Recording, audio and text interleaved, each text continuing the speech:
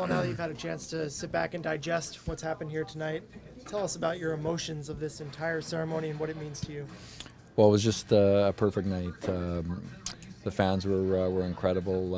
Everyone speaking did an awesome job, and it was just such a touching night, and be in my mind for the rest of my life. That's for sure. You know, what did it mean to you to watch your jersey be raised right alongside Solani?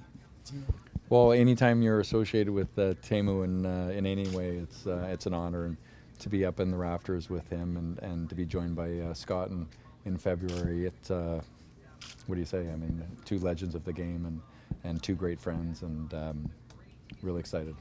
Well, when you were walking onto the ice here for that at the start of the ceremony, and you saw the crowd reaction, could hear them, what were you thinking in that moment?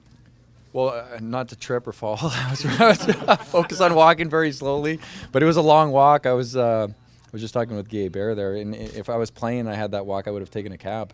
So, but no, it was great, and to feel the emotions from the fans and to get to say thank you all the way around the ice, it was awesome. Did you have to kind of prepare yourself for the moment emotionally? Well, I prepared speaking wise for many We all months. do. Yeah. Well, yeah. I think I'm like anyone else. Speaking publicly is a bigger fear than dying. You know, for most people. And in the pre-ceremony, I was worried about Rooch if he was going to make it, but he did a great job. So I mean, if you're not nervous going into a night like that, then something's wrong with you probably. Yeah, of course, this was like long overdue and a lot longer than expected. Did it make it sweeter at all that it took so long, and maybe there were doubts at some point? Well, no. I mean, like I've said publicly numerous times, to me, this is an honor reserved for legends like Teemu and Scott, and I'm very grateful and honored that the Samuelis and the Ducks organization would feel that I'm deserving of that. But in my mind, those are the guys that deserve that honor. Paul, when you're sitting there at center ice and you're doing that walk, do the memories of all the goals and all the moments here at Honda Center kind of flood back in your mind?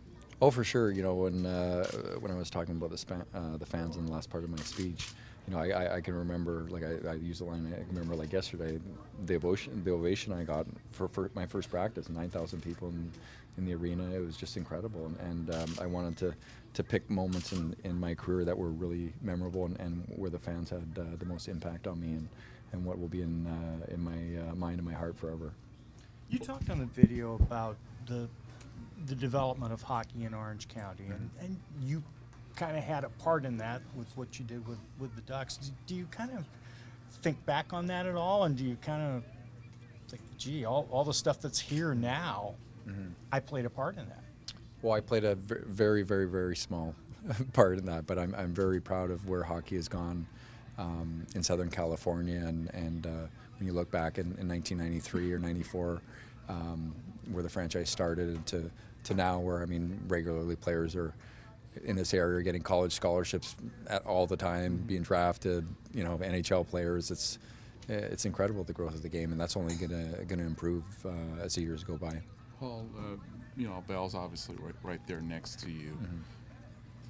It's the two of you there. What's going through your head as you're seeing it revealed? And well, I mean, it's just heading up. Yeah. I mean, one of those moments that it's like surreal, like to see your number go up like that. I would never, in my wildest dreams, ever think that would happen in my career. And when I think back about seeing those videos where I was drafted in 1993 and in Quebec to finish my career in this manner, never believed that would happen. In those colors too. It had to be those colors. Oh yeah, the color, the banner is awesome. Yeah, awesome. Well, in your speech, you kind of thanked the unsung at the end there. Why was it so important for you to thank people like equipment managers and defensemen behind you in those kind of important roles that others have had in your life? Well, especially with the trainers, I was making fun of myself, but unfortunately, it was true. Everything I said about that speech was 100% true.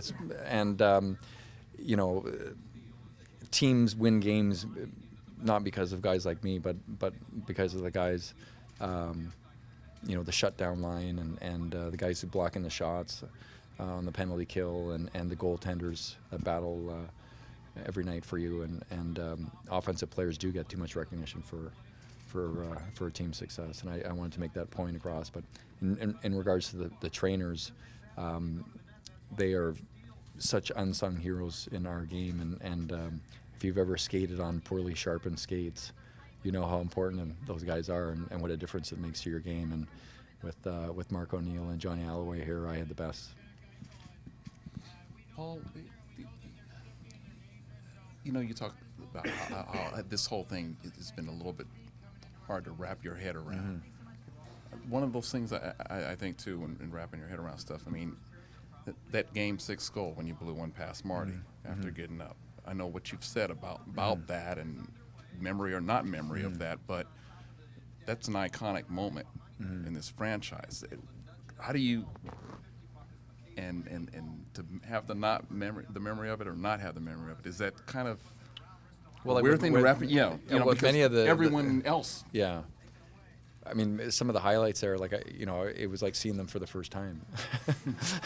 So I've never had a really good memory for specific instances like that, unless they were something that would really help me learn to continue, getting better. It's almost like moments. That's what I've remembered in my career. What's going to help me the rest of my life, and a goal or a move, it doesn't make that impression. But so it was like some of those things I was like, wow, that's.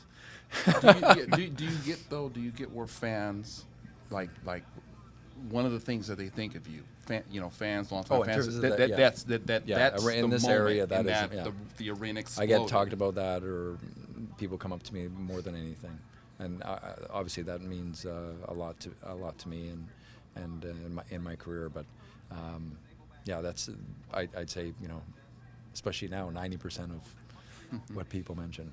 So.